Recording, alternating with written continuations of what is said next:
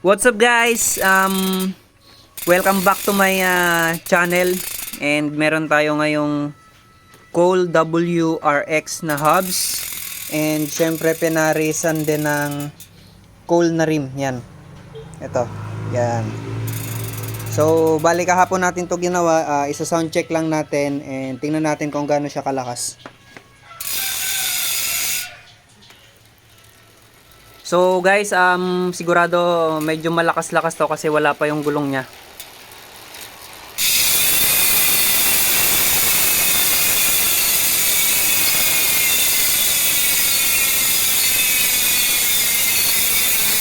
So yung hubs na to is 6 poles, 3 teeth ang